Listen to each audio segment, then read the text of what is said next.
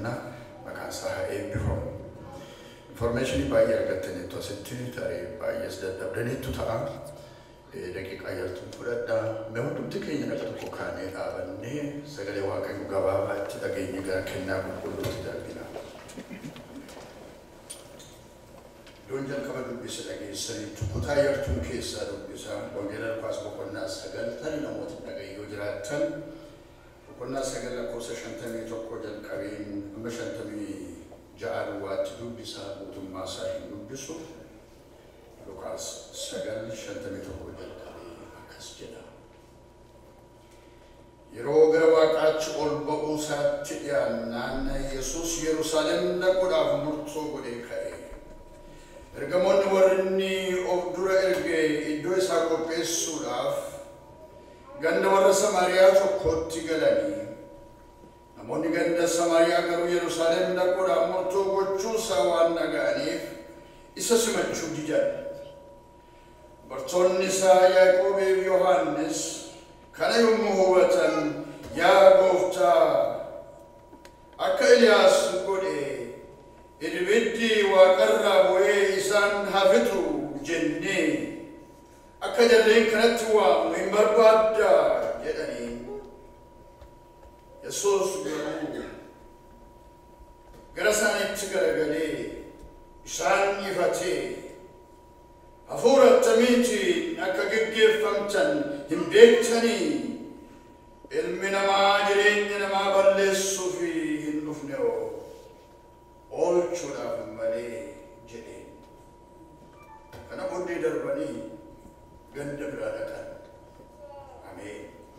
Wantoota keenya yaada kadhataa keessaa ta'a. Yaa Gooftaa hin barbaadda akka Eliyaas kanaan dura godhee ture.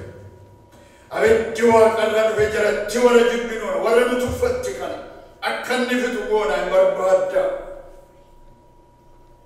Gaaffii isaanii kana ture. Kana barbaadda jedhan.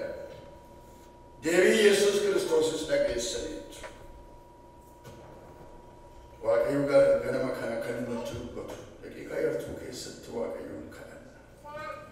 Ergaa kana keessaa argannu Gooftaas ture. Baay'ee dhageenya torbeetii gara torbeetti. Wangeela dhaggeeffachuun tarii dhageessisuun amalaa sababii ta'eef dhaggeeffanna miti. Ergaan sababii keessa jiruuf.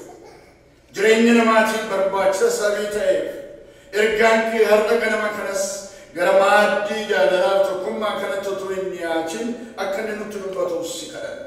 Kan garaa keenya qopheessu, kan qalbii keenya nu jijjiirrachiisu, yaada jaalalaa yaada tokkummaa kan nuu fiduu danda'u dubbiin sagalee keetii gara jireenya keenyaa akka dhufuuf si kadhanna. Namni foon hubachiisus hubachuus hin danda'u. Hafuurri kee garuu nama gargaara. Hafuura qulqullu kottu gidduu keenyatti argama. Dhaga'uun kan nu ta'u, hubachuun kan nu barbaachisu. Tokko tokko keenyatti dubbadhu. Dhaga'uu keenya duwwaas immoo miti Gooftaa. Baay'ee dhageenyeerra. Erga dhalanne numa dhageenya.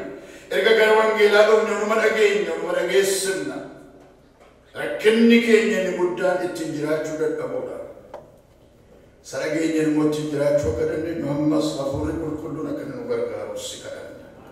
Maqaa Kiristoos Yesuusiitiin. Ameen. Ta'a.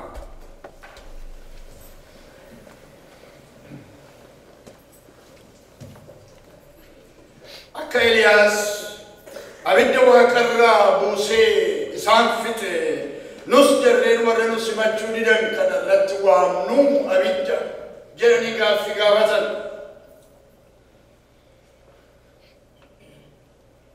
Isaan kun duuka buutota Gooftaa Yesuus Kiristoosiiti. Warri kadhata akkasii kadhatan kun, warri gaaffii akkasii dhiyeessan kun beeku warra jedhaman, warra Yesuus Kiristoositti siqan.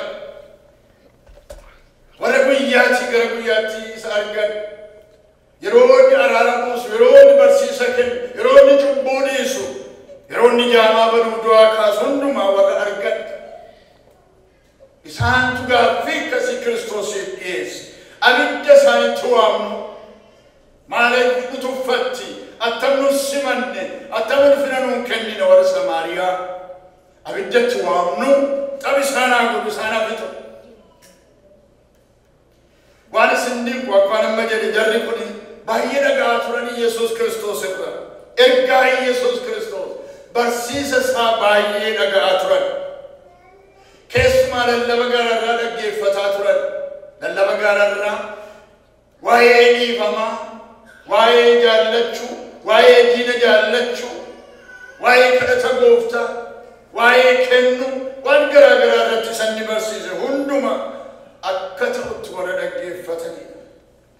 Bara duriitti kan si jibbisa jedhu dhageessan, ani garuu diinota keessan jaalladhaan isiniin jedhe. Sana hundumaa dhaggeeffataa turan. Maal akkamittiin kana kadhatu ree? Kana hundumaa dhagaanii kadhatattamii akkamittiin gooftaa Yesuus Kiristoositti dhiyeeffatu. Abiddi sanaa fitu akkamittiin jechuu danda'u. Inni kun obboloota koo gaaffii hunduma keenyaati. Baay'ee dhaga'uun, baay'ee dhaggeeffachuun, tarii mana Waaqayyoo keessa turuun, tarii tajaajilaa ta'anii turuu duwwaan ga'a akka inni hin taane nu hubachiisa. Kiristoosii wajjin turanii, dhaggeeffataa turanii, barataa turanii, ijaan ilaalaa turanii, kadhatan taane kadhatu, kadhatan barbaachifne kadhatu, kadhata ijaa baafannaa kadhatu, kadhata nama fixuu kadhatu, kadhata abidda waaqarraa roobsuu kadhatu. Atuu isaan dhaga'ee ta'e wanta ta'u hin beektu. Atuu Kiristoos kadhata kana dhaga'ee ta'e abiddi waaqarraa bu'ee warra Samaariyaa yeroo fixu taa'anii ilaalanii gammaduu barbaadu.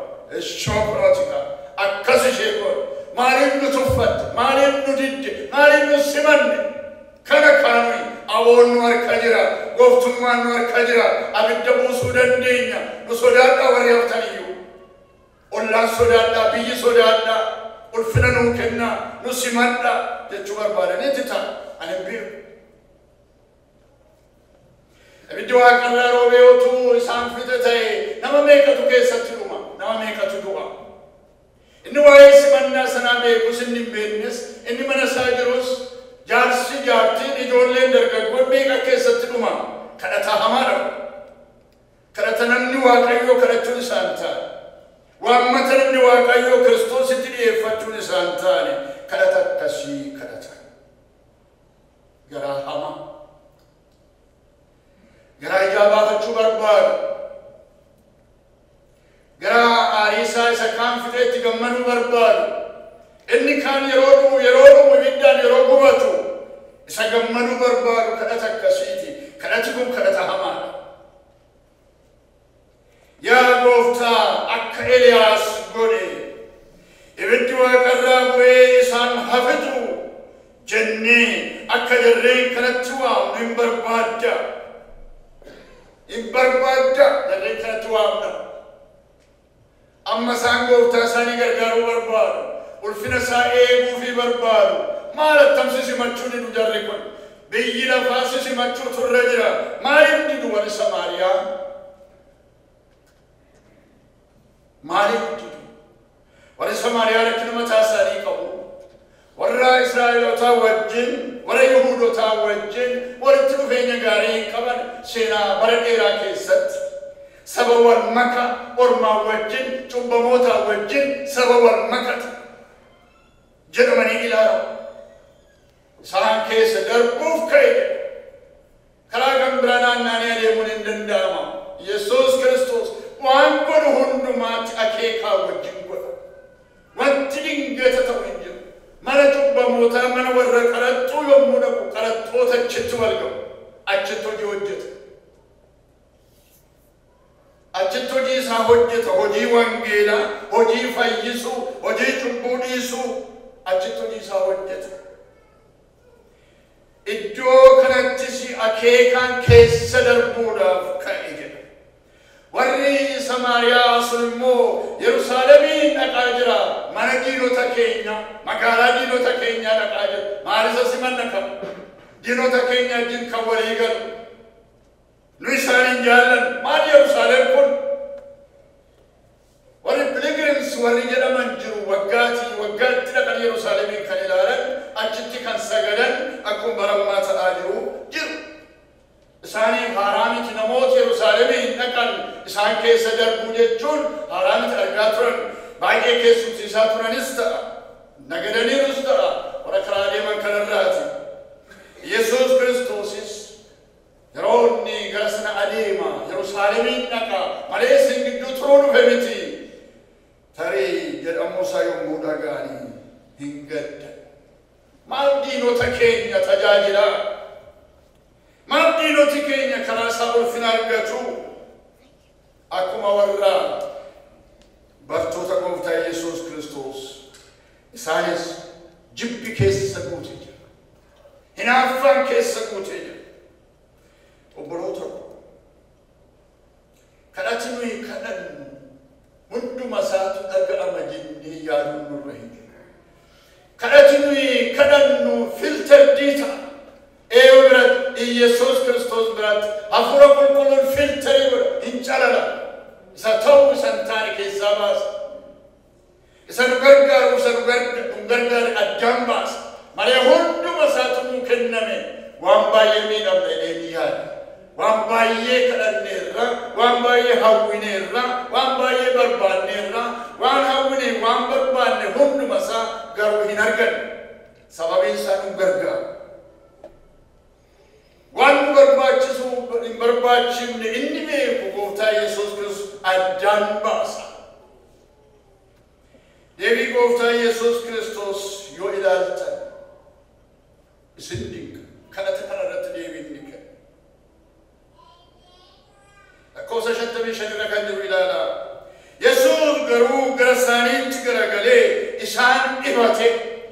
Wooddi ifatee isa jedhu kana yoo ilaaltani hundeessa afaan Giriikirraa yoo ilaaltani isattiin seexana ifatan, isattiin dhukkuba ifatan, isattiin du'a ifatan, isattiin waan hamaa ifatanii hundeessa kan inni irraa dhufe. Eenyutti itti gargaarame bartoota warra yaadan taane fedhanitti itti gargaarame. Inni ifate jedhu akka seexana ifatutti ifate. Akka qilleensa hamaa hamatutti isaan ifate. Walqixxeesse jechuudha. Maaliif yaada hamaadha. Yesuus garuu gara isaaniitti garagalee isaan ifatee hafuura attamiitiin akka geggeeffamtan hin beektanii isin. Hafuura attamii qabdu isin. Naajjin jirtu, naajjin adeemaa jirtu, barataa jirtu, ilaalaa jirtu. Hafuura attamiin akka adeemaa jirtan hin hubanne isin. Maal godhaan ture hin hubanne isin. Yeroon cubbuun isin hin argine isin. Yeroon du'aa kaasu hin argine isin. Hafuura attamii amma yoonaa isin keessa jira. Ani kanaaf hin dhufu. Kadhati keessan kun iddoon qabu. Kadhati keessan kun fudhatamaa miti jechuu isaati. Hafuura attamiitiin akka geggeeffamtan hin beektan. Ilmi namaa jireenya namaa balleessuuf hin dhufne oolchuudhaan malee balleessuuf hin dhufne. Balleessuun kan namaati.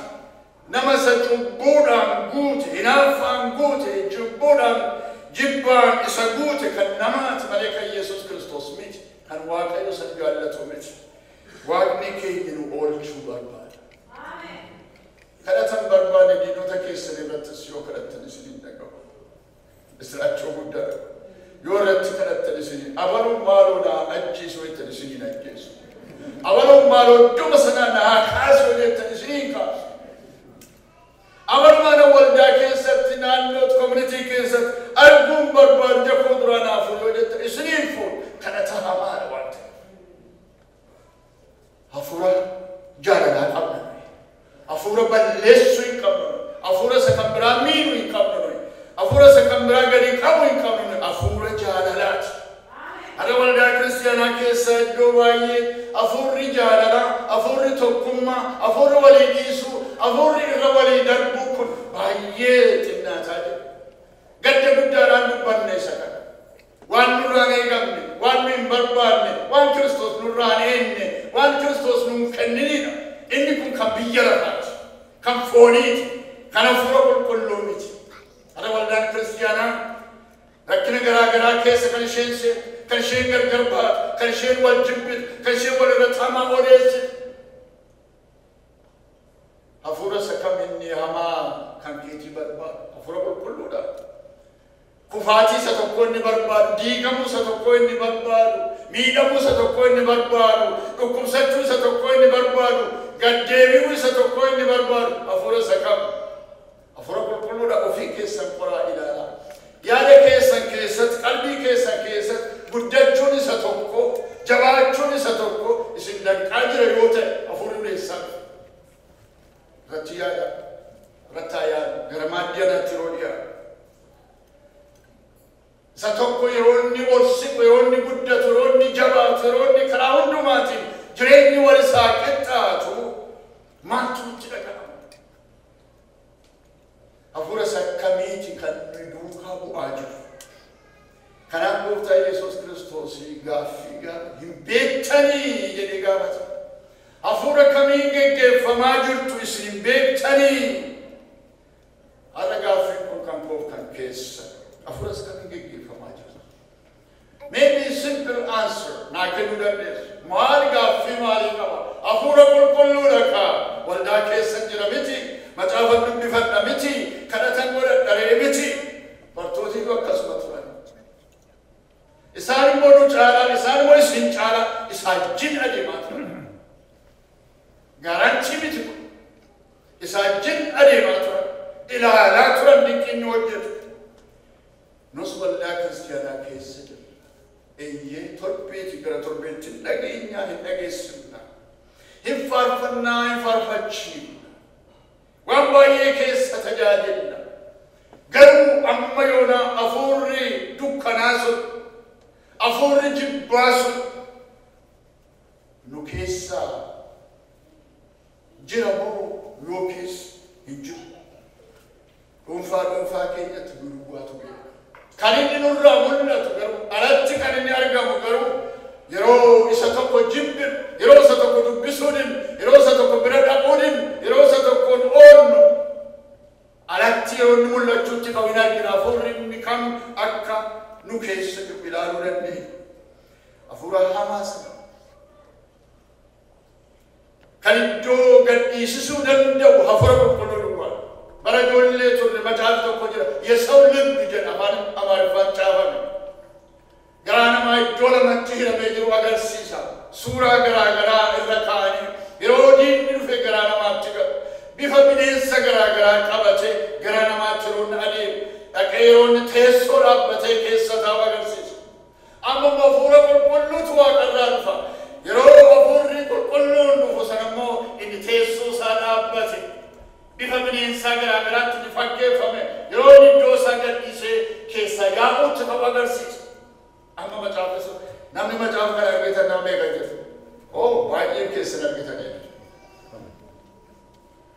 Barammaa jira ta'ee hin beeku. Kan biyya keenya keessa jiraata. Iddoo tokko taa'uu hin danda'an. Macaafa sana yoo ilaaltan mana tokko keessa taa'uu hin danda'an. Yeroo inni tokko keessa ta'u isa tokko ba'a. Yeroo inni tokko dhufu isa tokkotu iddoo gadhiisa. Kan keenya isa kamtu iddoo qabatee jira. Har'aan irbaata qulqulluutti dhiyaata. Eenyullee jaajiluu gochuu hin danda'u. Eenyullee kanassi keessa jira, sanassi keessa jira nuun jechuu hin danda'u. Nuuf waaqa keenya duwwaatu beeka. Kan inni nurratti mul'atu garuu waan alaa goonu, waan nurratti bakkeetti mul'atu immoo ollaan keenyas naannoon keenyas ilaaluu danda'a. Garuu nuyi hafuura qulqulluudhaan geggeeffamna malee hafuura badiisa namaa hawwu, xinneenya namaa hawwu, balleessuu isa barbaadu, diiguu isa barbaadu hin geggeeffamne. Guyyaatti gara guyyaatti isa kanatti wal'aansoo qabna. Yaadni foonii inni addaamiif waan irraa inni fudhannee isatutti tola. Balleessuututti tola. Kan isa jibbu, kan isa miidhu, kan isaan wajjin waliin galle yaadni garaa gara yoo ta'e akka inni biraatiif badu barbaada. Hafuurri inni kan foonii inni addaamiif waan irraa fudhanne. Inni kan Kiristoos garuu isarraati adda. Bara duriitti diinota keessanii jibbaa kan jedhu dhageessanii turtan. Ani garuu isiniinan jedha. Diinota keessa jaalladha. Phaawulos warra darbee itti dabale yoonni beela'e nyaachisi. Yoonni dheebote obaasi. Danda'ama amma kana gochuu. Hafuura qulqulluu duwwaatu nama dandeessisa. Yaada fooniitiin hin danda'amu. Kanaaf na dandeessisi, na gargaari. Hafuura isa kan keetii san keessa koo keessatti guyyaa guyyaatti na hamoosisi.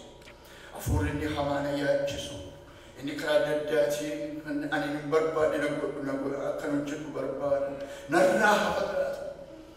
Jennee Waaqayyo yoo kadhanne nu gargaara hafuura isa Kiristoos barbaadu kanaan gara maaddii kanaatti dhiyaata. Hafuura dhiifamaatiin, hafuura tokkummaatiin, hafuura jaalalaatiin, hafuura waliigalteetiin galanni ulfina Waaqayyoo baatu.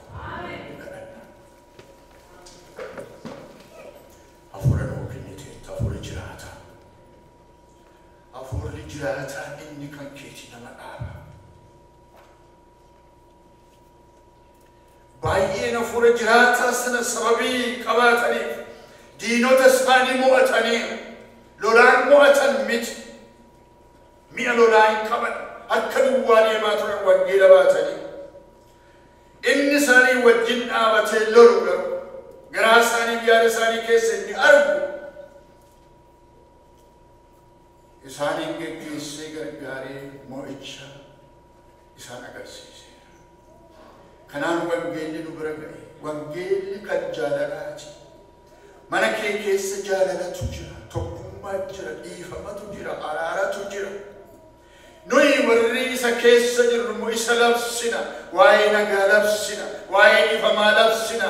Waa'ee walii dhiisuu labsina. Waa'ee wal danda'u walii obsuu labsina. Kanatti akkati nu gargaartuuf si kadhanna. Maaddii kanatti yeroo jilbeenfannus kana yaada akka jilbeenfannu maqaa Yesuus Kiristoosiiti. Ameen.